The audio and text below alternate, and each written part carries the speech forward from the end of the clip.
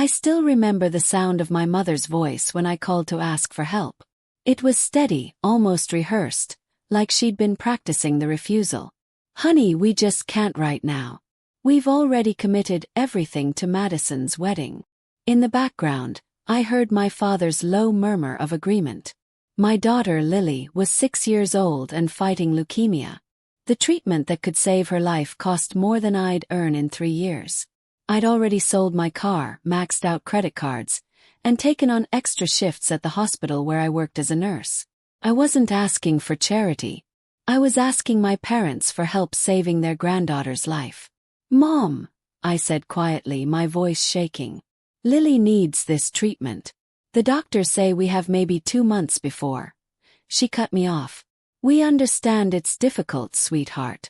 But Madison's wedding is in 6 weeks. We've signed contracts. Everything's been paid for. Madison's wedding. $100,000 for a single day. My sister's 3rd engagement, 2nd actual wedding."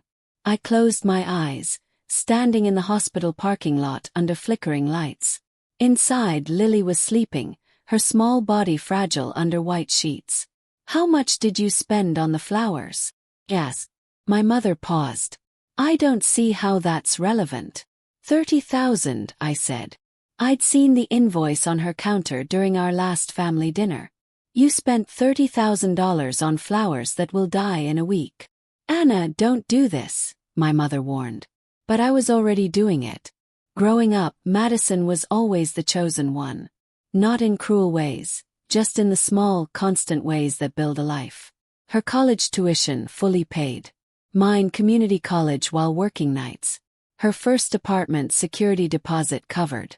Mine sleeping on a friend's couch for 3 months. Her career as a real estate agent, launched with a loan from Dad that she never had to repay. My nursing degree, earned with scholarships and crippling debt. I never complained. I told myself it was because Madison needed more support, that I was stronger, more independent. But the truth was simpler. I had learned early not to ask. Asking meant hearing reasons why I didn't qualify for the same treatment. So I stopped asking. Until Lily got sick. Until the medical bills started piling up in stacks on my kitchen table. Each one a reminder that love should mean something more than it did. The night after that phone call, I sat in Lily's hospital room watching her chest rise and fall. She was so small. So unbearably small. A nurse I worked with, Carmen, knocked softly and entered. "Your parents?" she asked gently. I shook my head. She sat beside me, saying nothing for a long moment. Then she squeezed my hand. "I heard about the clinical trial in Boston," she said. "Dr. Reeves mentioned it. They're looking for patients." I heard about it too. A cutting-edge immunotherapy treatment. But it required money up front for travel, housing, the portions insurance wouldn't cover. At least $40,000. Money I didn't have. "I'll figure it out," I whispered. Carmen nodded. "You always do." After she left, I pulled out my phone and opened the family group chat. My mother had posted photos from Madison's dress fitting. Lace and silk, custom designed, imported from Italy. The comments flooded in. "Stunning. Madison, you'll be the most beautiful bride. So elegant." I typed a response, then deleted it. Then typed again. "Lily starts her next round of chemo tomorrow. Prayers appreciated." I hit send. 3 hours later, Madison replied with a heart emoji. That was all. The next morning I met with Dr. Reeves in her office. She was in her 50s, sharp-eyed and direct. She'd been Lily's oncologist since the diagnosis 6 months ago. "The clinical trial in Boston is promising," she said, sliding a folder across her desk. "But I won't sugarcoat it. It's rigorous. Lily would need to be there for at least 3 months, possibly 6. I opened the folder. Inside were medical charts, consent forms, financial breakdowns. My eyes caught on the number at the bottom. Estimated costs, $47,000. "There are some foundations that might help," Dr. Reeves continued. "But the waiting lists are long. Months sometimes." "I don't have months," I said quietly. She met my eyes with the kind of honesty only doctors can give. I know. That afternoon I started a crowdfunding campaign. I hated doing it. Hated the vulnerability, the public plea. But pride was a luxury I couldn't afford anymore. I wrote Lily's story carefully. Her love of drawing, her obsession with butterflies, the way she still smiled even when the treatment made her sick. I posted it on social media, shared it in nursing groups, sent it to old classmates. Donations trickled in. $20 here, $50 there. By the end of the week, I'd raised $4,000. It felt like both a miracle and an insult. $4,000 wouldn't even cover the first week in Boston. Meanwhile, Madison's wedding invitations arrived in the mail. Embossed, gold-leafed, expensive. The ceremony would be held at a vineyard 2 hours away. Adults only, the card noted. I stared at that line for a long time.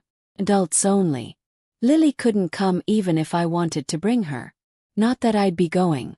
2 weeks before Madison's wedding, my mother called. "We need to talk about your RSVP," she said. "I'm not coming, Mom." Silence. Then carefully. "Anna, this is your sister's wedding. And my daughter is fighting for her life. You're being unfair." The words hit like a slap. I laughed. A hollow, bitter sound. "I'm being unfair. This is Madison's day. She's been planning this for over a year. You can't just—" "Mom," I interrupted. "Did you donate to Lily's fundraiser?" Another pause. "We saw it. Did you donate?" "Anna, we've already explained our financial situation." Hung up. For the first time in my life, I just hung up on my mother. That night, I lay in bed scrolling through the fundraiser comments. Strangers from across the country had donated. Teacher in Ohio. A retired nurse in Florida. People who didn't know Lily, who'd never meet her. Who gave because they believed a child's life mattered more than their own comfort. And then I saw it. A donation from Anonymous. For $15,000. My breath caught. 15,000. The message attached read. "For Lily. Some of us remember what it means to fight." I sat up staring at the screen. Ooh. I went through the possibilities. An old professor. A wealthy patient's family I'd once helped. But there was no way to know. The donation was processed, untraceable by design. The next morning Dr. Reeves called. "I heard about the anonymous donation," she said. "Anna, I think we can make Boston work." For the first time in months I let myself cry. Madison's wedding day arrived. I spent it in Lily's hospital room, organizing her things for the trip to Boston. We were leaving in 3 days.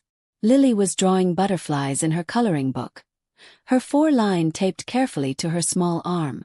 "Mommy, will there be butterflies in Boston?" she asked. "I don't know, baby. Maybe. I hope so." My phone buzzed repeatedly throughout the day. Photos from the wedding flooded the family chat. Madison in her dress, the vineyard glowing in golden light, the champagne tower, the cake. Each image was more extravagant than the last. My mother sent a private text. "You should have been here." I didn't respond. Boston was cold and gray, but the hospital was warm. Lily adjusted quickly, making friends with other kids in the trial, drawing pictures for the nurses. The treatment was brutal. Harder than anything she'd endured before. There were days she couldn't get out of bed. Days she cried from the pain. Days I wondered if I'd made the right choice. But there were also good days. Days she laughed. Days she ate full meals. Days her blood work showed improvement. Dr. Patel, the lead researcher, was cautiously optimistic. "Her body is responding," she told me during a checkup in our 2nd month. "We're seeing the markers we hoped for." I cried in the hospital bathroom after that appointment. Relief, terror, hope. All of it pouring out at once. Back home my phone stayed mostly silent. My mother texted occasionally, surface-level questions. "How is Lily?" I responded with medical updates, nothing more. Madison never reached out. Not once. I told myself I didn't care. But late at night, alone in our temporary apartment near the hospital, I felt the weight of their absence. One evening my phone rang. An unknown number. I almost didn't answer, but something made me pick up. Anna. The voice was familiar but unexpected. This is Aunt Claire. My father's sister. We hadn't spoken in years, not since she'd moved to Seattle. Hi, Aunt Claire. I heard about Lily. I saw the fundraiser. Oh. My throat tightened. I wish you'd called me directly, she said. I would have helped sooner. I didn't think. I mean, we're not close. Family should be close when it matters, she said firmly. Listen, I'm wiring you $10,000. It should be in your account by tomorrow. I couldn't speak. Tears ran down my face silently. Aunt Claire, I can't. You can and you will, she interrupted. That little girl is my great niece. I should have been there from the start. Thank you, I whispered. And Anna. Your parents are fools. After we hung up, I sat on the floor of our small apartment, overwhelmed. $10,000 from an aunt I barely knew, while my own parents had chosen floral arrangements over their granddaughter's life. The irony was suffocating. The next day, I took Lily to a small park near the hospital. It was early spring, and the first butterflies of the season were emerging. Lily squealed with delight, chasing them slowly, carefully, her energy limited but her joy boundless. I took photos, dozens of them, capturing her smile against the backdrop of budding trees. When we returned to the apartment, I posted one on social media with a simple caption, "Fighting and still finding butterflies." The comments poured in. Supportive messages from friends, former co-workers, people I'd lost touch with over the years. But nothing from my parents. Nothing from Madison. I told myself it didn't matter. They'd made their choice. It made mine. 3 months into the trial, Dr. Patel called me into her office. My heart hammered as I sat down. Lily's latest scans are remarkable, she said, turning her computer screen toward me. The tumors are shrinking. Significantly. I stared at the images, unable to fully process what I was seeing. She's responding. Better than we hoped. If this continues, we're looking at remission. Remission. The word felt impossible. That night I called Carmen. She's going to make it, I said, my voice shaking. Anna, oh my God. I'm so happy for you. We talked for an hour, laughing and crying. After we hung up, I sat in the quiet apartment, letting the reality sink in. Lily was going to be okay. My daughter, my fierce little butterfly, was going to survive. I thought about calling my parents. Sharing the news felt like something I should do. But every time I picked up the phone, I remembered my mother's voice. We just can't right now. Put the phone down. They'd chosen not to be part of this fight. They didn't get to be part of the victory. 4 months into the trial, we returned home. Lily was stronger, her hair starting to grow back in soft brown waves. The doctors wanted regular checkups, continued monitoring, but the prognosis was good. Our apartment felt smaller than I remembered, but it was ours. Filled with Lily's drawings and the medical equipment we'd learned to navigate. I returned to work part-time, easing back into nursing. My colleagues threw a small celebration, welcoming us home. It felt good to be surrounded by people who'd shown up when it mattered. 2 weeks after we got back, my mother called. I stared at the screen, watching it ring. Then I let it go to voicemail. She called again an hour later. Then my father. Then Madison. I ignored them all. Finally, my mother texted. We need to talk. It's important. Please call. I typed back. I'm busy. That night, Lily asked about her grandparents. When will Grandma and Grandpa visit? I smoothed her hair, choosing my words carefully. They're very busy, sweetheart. Don't they want to see me? My heart cracked. Of course they do. They're just far away right now. She accepted this, but I saw the confusion in her eyes. She was 6, old enough to notice absences, not old enough to understand rejection. The following week, my mother showed up at my door. I opened it to find her standing there, dressed impeccably as always, her expression carefully neutral. Anna, we need to talk. I'm not interested. Please. Just 5 minutes. Against my better judgment, I let her in. She sat on my couch, looking around at our modest living room like she was cataloging evidence of our struggles. "Lily looks good," she said. "She's in remission. That's wonderful. We've been praying for her." I almost laughed. Praying but not helping. Not calling. Not showing up. "What do you want, Mom?" She folded her hands in her lap. "Your father and we've made some mistakes." "Okay. We should have been there for you." For Lily. The apology landed flat, rehearsed. "Why are you here?" asked again. She hesitated, and in that pause I saw it, the real reason for her visit. Something she needed, not something she was offering. "Your father's business is struggling. The economy, you know. We've had to make some difficult decisions." Waited. "We might lose the house." There it was. "And you're telling me this because we thought maybe you could help." The audacity took my breath away. They wanted money. From me. "Let me make sure I understand," I said slowly. "You're asking me, the daughter you refused to help when my child was dying, for money? It's not the same." "You're right. It's not. Because a house is not a 6-year-old's life." My mother's face tightened. "We made a mistake. We know that. But we're family. You spent $100,000 on Madison's wedding 6 months ago. Where did that money go?" "That's different. That was a choice," I interrupted. "Just like this is my choice." I stood up, opening the door. "I think you should leave." "Anna, please." "No." My voice was firm. "You chose flowers and champagne over your granddaughter. You don't get to come here now asking me to save you from your own decisions." My mother stood, her composure cracking. "You're being cruel." "I'm being exactly what you taught me to be. Self-sufficient." She left without another word. I closed the door and leaned against it, shaking. Lily appeared from her room, her stuffed bunny in her arms. "Was that Grandma?" "Yes, baby." "Why didn't she stay?" I picked her up, holding her close. "She had to go. But we're okay.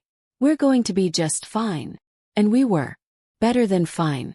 Over the next few weeks, I learned the full extent of my parents' financial crisis. Through Aunt Claire, who stayed in touch, I heard they'd made poor investments, lived beyond their means for years, and Madison's wedding had drained their savings. Now they were facing foreclosure. Part of me felt vindicated. Another part just felt sad. Aunt Claire asked if I planned to help them. "No," I said. "Good," she replied. "They need to learn this lesson." Madison called next. I answered this time, curious what she'd say. "Anna, I heard about Mom and Dad." "Yeah. Are you going to help them?" "Are you?" Silence. Then defensively. "I don't have that kind of money." "Neither do I." "But you raised all that money for Lily." "Surely." I hung up. The entitlement was breathtaking. A week later, my parents sent a letter. Handwritten, formal. It detailed their financial situation, appealed to my sense of family duty, and ended with a barely veiled guilt trip about how they'd always been there for me. I read it once, then filed it away. No response necessary. Lily's 6-month checkup came back clear. No signs of cancer. Dr. Reeves hugged me, something she'd never done before. "She's a fighter," she said. "Like her mom." That night I took Lily out for ice cream. We sat outside the shop, watching the sun set, and she chattered about school and her friends and the butterfly she'd seen that morning. Normal. Blissfully, beautifully normal. "Mommy," she said, licking chocolate from her spoon. "Are we rich?" I laughed. "No, baby." "Why?" "Because I have everything I need." My throat tightened. "Yeah, sweetheart. I guess we are." 2 months later, I heard through Aunt Claire that my parents had sold their house.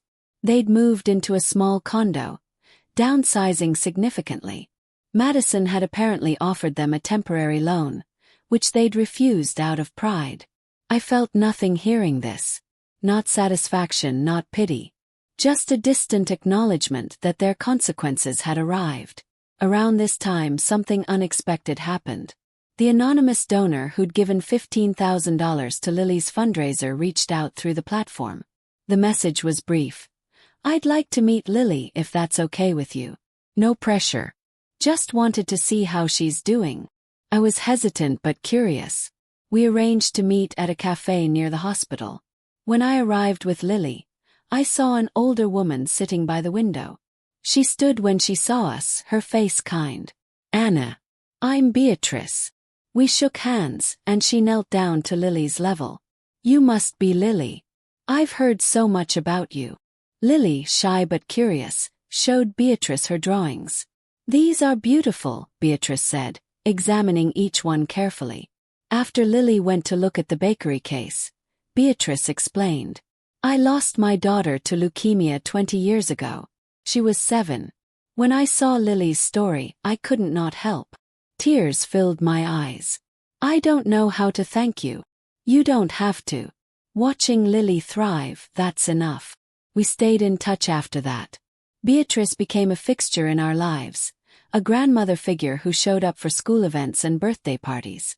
She filled a space my own parents had abandoned. Life settled into a new rhythm. Work, Lily's checkups, quiet evenings at home.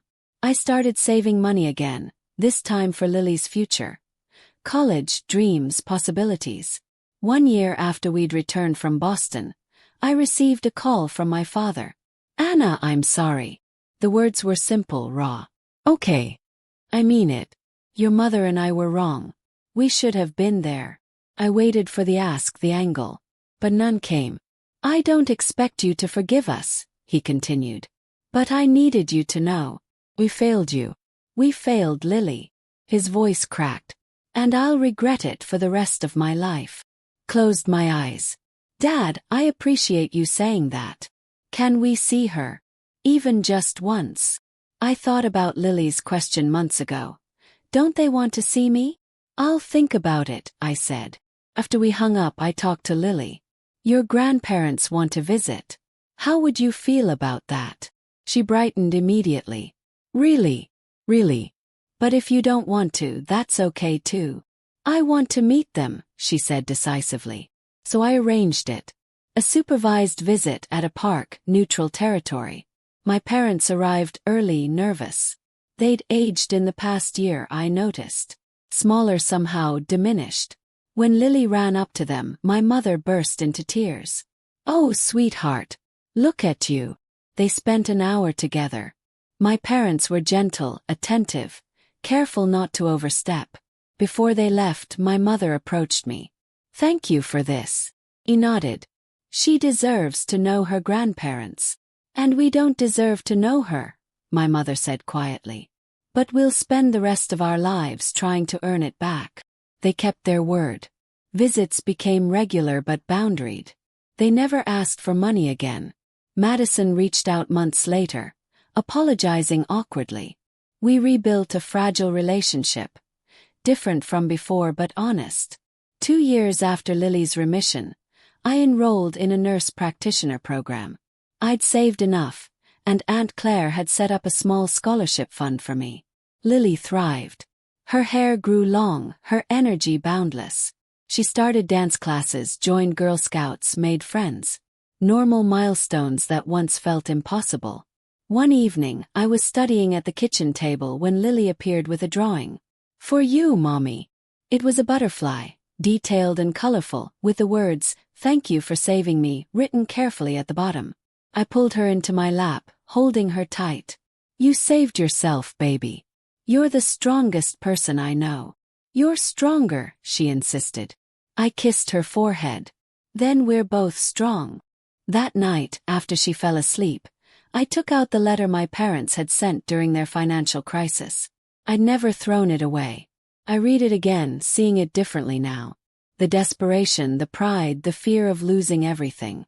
I understood those feelings. I'd lived them. But I'd also learned something they hadn't. That real strength isn't about protecting your comfort. It's about sacrifice. It's about showing up even when it's hard. I filed the letter away again, this time with a sense of closure. My parents were part of Lily's life now, but they'd never be central to mine. That space was reserved for people who'd earned it. People like Carmen, Beatrice, Aunt Claire. People who'd shown up when it mattered. Graduation from the NP program was small but meaningful. Lily sat in the front row with Beatrice, cheering loudly when I walked across the stage. My parents attended too, sitting quietly in the back. Afterward, my mother hugged me. "I'm proud of you," she said. "Thanks, Mom." It wasn't forgiveness, not entirely. But it was acknowledgement. That was enough. I got a job at a pediatric oncology clinic, working with families navigating the same nightmare I'd survived. I understood their fear, their desperation, their impossible choices. And I could offer something more than medical expertise. I could offer hope. One of my first patients was a little boy named Tyler, 5 years old, with the same diagnosis Lily had faced. His mother, Victoria, reminded me of myself. Exhausted, terrified, alone. "I don't know how I'm going to afford this," she told me during our first meeting, tears streaming down her face. I thought about Beatrice's donation, about the anonymous kindness that had saved us. "Let me make some calls," I said. I connected Victoria with foundations, support groups, financial assistance programs. I walked her through every option, every possibility. 3 weeks later, Tyler started the same clinical trial Lily had been part of. Victoria sent me flowers with a card. "You gave us hope when we had none." I kept that card on my desk, a reminder of why I did this work. Lily was 10 now, cancer-free and thriving. She talked about becoming a doctor someday, helping other kids like her. Believed she would. One evening we were making dinner together when she asked, "Mommy, why didn't Grandma and Grandpa help us when I was sick?" I'd been waiting for this question, dreading it. I turned off the stove and sat down with her. Sometimes people make mistakes. Big ones. Your grandparents made a big mistake. But they love me now. They always loved you. They just didn't show it the right way. She thought about this. Did it make you sad? Yes. Very sad.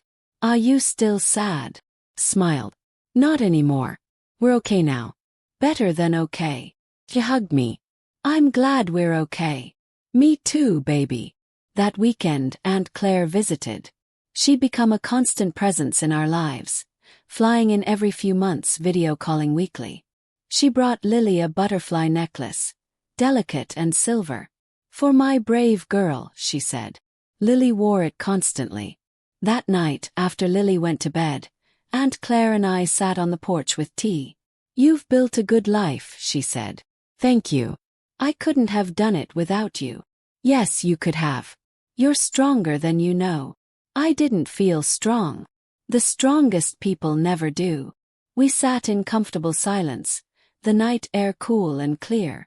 "Do you regret cutting your parents off?" she asked. "No. I regret that it was necessary. But I don't regret protecting myself and Lily." She nodded. "Good.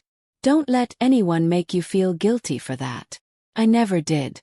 5 years after Lily's remission, I was named Nurse Practitioner of the Year at our hospital. The ceremony was formal, held in the main auditorium. Lily, now 11, sat beside Beatrice and Carmen. Aunt Claire flew in from Seattle. My parents attended but didn't sit with us. They'd learned, finally, that proximity had to be earned. When I gave my acceptance speech, I talked about Lily, about the families I served, about the power of showing up. "Someone once told me that silence isn't surrender, it's strategy," I said. "When people fail you, you have 2 choices: collapse or build something stronger." I chose to build. The applause was loud, genuine. Afterward, patients and their families came up to thank me, to share their stories. Victoria was there with Tyler, now 8 and thriving. "You saved his life," she said.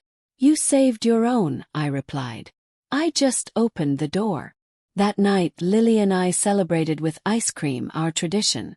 "I'm proud of you, Mommy," she said. "I'm proud of you too.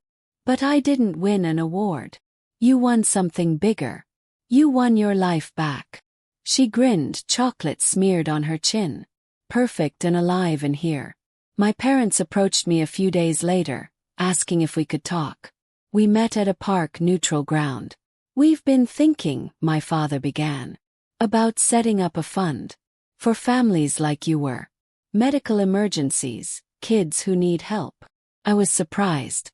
That's wonderful. We want to name it after Lily, my mother added. If that's okay. Thought about it. I appreciate the gesture. But name it after yourselves. Own what you did. Own the lesson you learned. They agreed. 6 months later, the Bennett Family Second Chances Fund launched. It helped 3 families in the first year, covering medical costs my parents once refused to acknowledge. It wasn't redemption, not completely. But it was something. Progress, maybe. Accountability. Lily continued to flourish. She made honor roll, joined the swim team, developed a passion for painting. Her room was covered in artwork. Butterflies featured prominently. Sometimes I stood in her doorway just watching her, overwhelmed by gratitude that she was here, that we'd survived. One afternoon, she asked if she could donate her allowance to a fundraiser for a classmate's sick sibling. Of course, I said. Why do you want to? Because I remember what it's like to need help. She was 11 years old, and she understood empathy in a way some adults never would. That night, I wrote in my journal, something I'd started during our hardest days and never stopped. Lily is teaching me that survival isn't the end of the story. It's the beginning of something better. We didn't just get through it. We became something stronger because of it. I closed the journal and went to check on her. She was asleep, her butterfly necklace glinting in the moonlight. I adjusted her blanket and kissed her forehead. We made it, I whispered. We really made it. Outside the world was quiet. Inside we were safe, loved, whole. Not despite what we'd been through, but because of it. We'd learned who we were when everything else was stripped away. And what we'd found was worth more than anything my parents' money could have bought. Years passed. Lily graduated high school with honors, earned a scholarship to college, pre-med, just like she'd always planned. The day I dropped her off at university, I cried harder than I had since her diagnosis. Mom, I'm going to be 3 hours away, not 3 continents, she teased. I know. I'm so proud of you. I learned from the best. We hugged for a long time. My parents were there too, helping carry boxes. Our relationship had stabilized into something functional if not close. They showed up for big moments now, but they understood their place in our lives. Present but not central. Madison and I had coffee occasionally. Surface-level conversations about her real estate business and my work at the clinic. We'd never be as close as we'd once been, but we were civil, cordial. Sometimes that was enough. Aunt Claire remained my anchor, the one who called weekly, who showed up without being asked, who'd proven that family is about choice as much as blood. That evening, after settling Lily in her dorm, I drove home alone. The apartment felt too quiet, too empty. But also peaceful. I'd raised a remarkable human. She was healthy, ambitious, kind. Everything I'd fought for had led to this moment. I poured a glass of wine and sat on the porch, watching the sunset.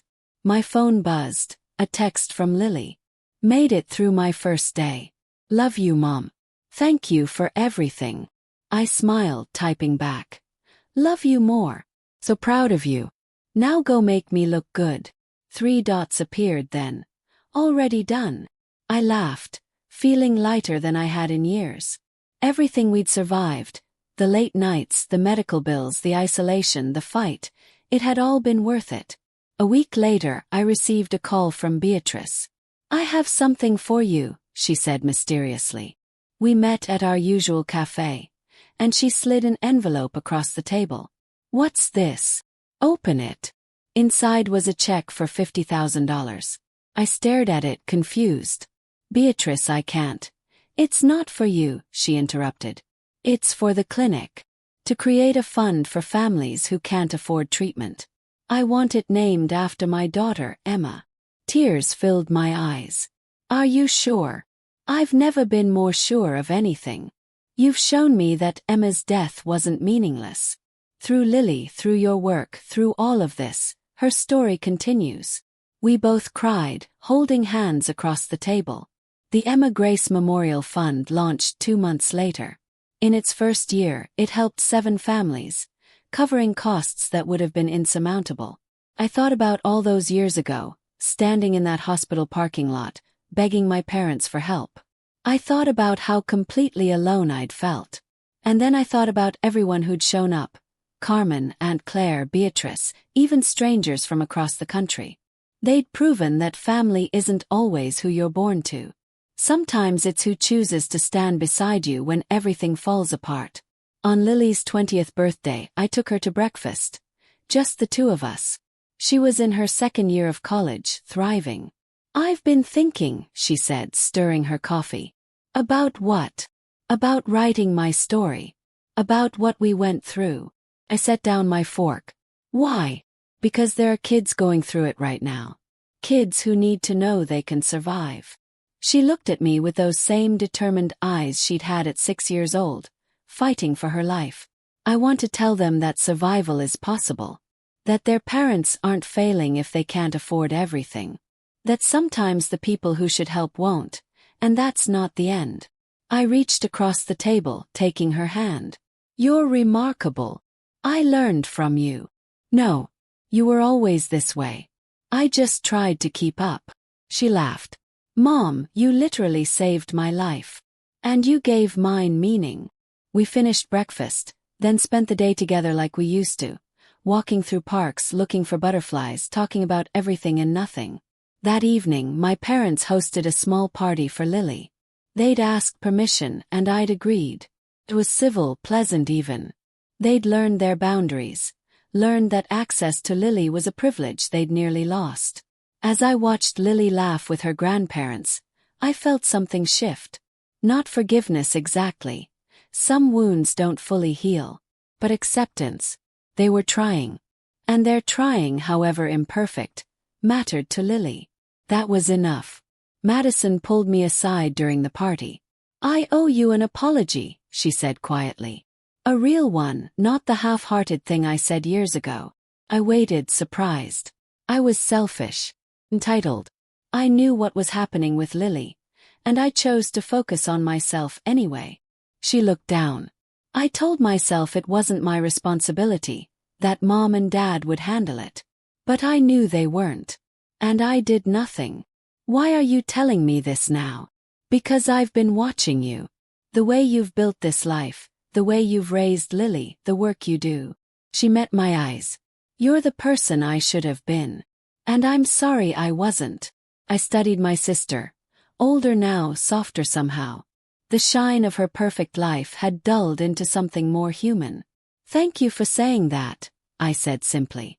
"Is there any way I can help? With the fund or the clinic or—" "You can show up," I interrupted. "Not with money or grand gestures. Just be present. Be someone Lily can count on." She nodded. "I can do that." And slowly she did. Madison started volunteering at the clinic, helping families navigate insurance paperwork, something her real estate background made her surprisingly good at. She wasn't perfect, but she was trying. Sometimes that's all redemption looks like. Imperfect people doing better than they did before. 2 years later, Lily published her story. It went viral, shared across social media by cancer foundations, parent groups, medical communities. The title was simple: The Butterfly Effect, How My Mom Saved My Life. She didn't mention my parents' refusal by name, but the context was clear. The comments section filled with similar stories. People whose families had failed them, who'd survived anyway, who'd built new definitions of love and support. My phone exploded with messages. Former patients thanking me. Strangers sharing their own battles. Journalists requesting interviews. But the message that mattered most came from Lily. "Mom, people are listening. We're making a difference." The Emma Grace Memorial Fund received over $200,000 in donations within a week. The clinic expanded its services. More families got help. My parents called after reading Lily's piece. "We didn't realize how much we'd hurt you," my mother said, her voice small. "I know. People are saying terrible things about us. Then maybe they should." Silence. "Mom, you made a choice. These are the consequences." I can't protect you from them. We're trying to be better. I know. And I appreciate it. But Lily's story isn't about you. It's about survival despite abandonment. You don't get to rewrite that. She was quiet for a long moment. You're right. I'm sorry. After we hung up, I felt lighter. I'd spent years carrying their shame alongside my own pain. Now I was putting it down, letting them hold what belonged to them. Lily graduated medical school with honors. The ceremony was held outdoors, sun streaming through the trees. Beatrice sat beside me, now in her 80s but sharp as ever. Aunt Claire flew in from Seattle. Carmen was there with her family. My parents attended, sitting several rows back, respectful of the space we'd established. When Lily's name was called, I stood with everyone else, cheering as she crossed the stage. Dr. Lily Anderson. Sounded perfect. Afterward, she found me in the crowd, her white coat pristine, her smile radiant. We did it, Mom. You did it. No. She hugged me tight. We did it together. That evening, at a small celebration dinner, Lily stood to make a toast. I want to thank everyone here, she said. You're my real family. Not because of blood but because you chose to show up. You chose to fight for me when others wouldn't. She looked at my parents, sitting quietly at the end of the table. And I want to acknowledge my grandparents. You weren't there when I needed you most. But you've spent years trying to make up for it. That matters too. Growth matters. Accountability matters. My mother wiped tears from her eyes. But most of all, Lily continued, turning to me, I want to thank my mom. You gave up everything to save me. You worked yourself to exhaustion. You fought battles I didn't even know about. And you never once made me feel like I was a burden. My throat tightened. You taught me that love is action, that family is choice, that we save each other not because it's easy, but because it matters. She raised her glass. To my mom, the strongest person I know. Everyone echoed the toast. Through tears I smiled. Today I'm 53 years old. Lily is 29, a pediatric oncologist specializing in the same type of cancer she survived. She works alongside me at the clinic. And watching her with patients is like watching my own story come full circle. The Emma Grace Memorial Fund has helped over 300 families. Beatrice passed away 2 years ago, but her legacy continues. Children thriving because she chose to turn her grief into grace. Aunt Claire still calls every Sunday. She's 85 now, sharp and funny as ever, planning her next visit. Carmen retired last year, but we have lunch monthly, laughing about the old days, marveling at how far we've all come. My parents are in their late 70s, living quietly. We see them occasionally. Holidays, Lily's birthday. The relationship is cordial but bounded. Some wounds scar rather than heal, and that's okay. We've all learned to live with the shape of what we broke and rebuilt. Madison is different now too. She volunteers 20 hours a week at the clinic, has become genuinely close with Lily, sends me thoughtful texts on hard days. We're not best friends, but we're sisters again in the ways that matter. Last week, a young mother came to the clinic, her 5-year-old son newly diagnosed. She was terrified, alone, drowning in medical bills and impossible choices. I sat with her for over an hour, walking her through every option, every resource, every possibility. How do you know all this? She asked finally. Because I've been where you are, I said quietly. And I survived. Your son will too. Her eyes filled with tears. I feel so alone. You're not. Not anymore. I connected her with the Emma Grace Fund, helped her apply for assistance, gave her my personal number. Call me any time, I said. Day or night. You don't have to do this alone. She hugged me, sobbing. Thank you. Thank you so much. After she left, I sat in my office, looking at the photos on my wall. Lily at 6, bald and brave. Lily at 10, cancer-free and grinning. Lily at her medical school graduation. Lily last month, white coat and stethoscope, saving lives. We'd survived the unsurvivable. We'd built beauty from ashes. My parents had handed my sister $100,000 for a wedding. They'd told me to figure it out when my daughter was dying. So I did. I figured out who my real family was. I figured out what love actually means. I figured out that the people who should have shown up don't get to claim credit for the ones who did. And I figured out something else. That the greatest revenge isn't cruelty or bitterness or holding grudges. It's building a life so full, so meaningful, so impactful that their absence becomes irrelevant. It's turning your pain into purpose. It's saving the next person who stands where you once stood, broken, desperate, and certain they're alone. And then proving to them with every action, every resource, every moment of presence, that they're not. That's what I figured out. And it was worth every single moment of the fight. Last night, Lily called me from the hospital. It was late past midnight. "Mom, I just saved a little girl's life." I could hear the emotion in her voice. Exhaustion and exhilaration mixed together. "Tell me about her." "Her name is Sophia. 6 years old. Same diagnosis I had. Her mom couldn't afford treatment, but we got her into the trial. Today, her scans came back clear."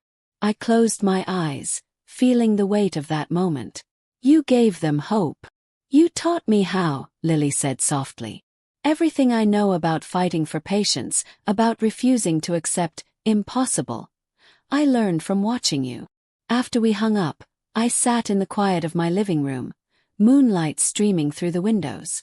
Somewhere across the city, Sophia was sleeping soundly, her mother finally able to breathe. Somewhere, another family was facing the same nightmare we'd survived. And somewhere, because of what we'd built, they'd find help.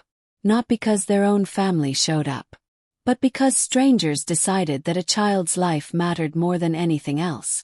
That's what family really means. Not blood or obligation or shared last names, but the choice to show up when someone needs you most.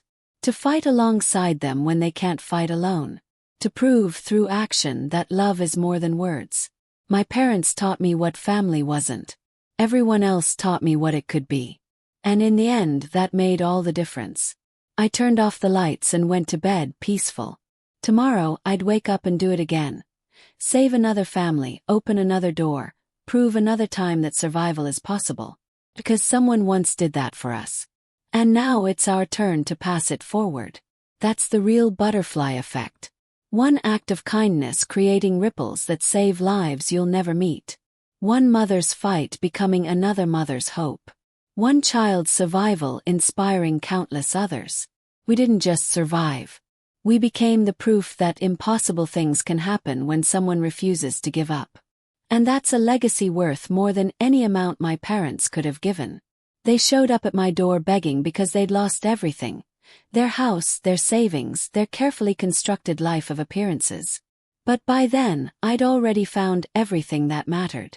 Not in what they could give me, but in what I'd built without them. In the family I chose. In the lives we saved. In the love that showed up when it counted. That was the real fortune. And it was worth infinitely more than $100,000 spent on flowers that died in a week.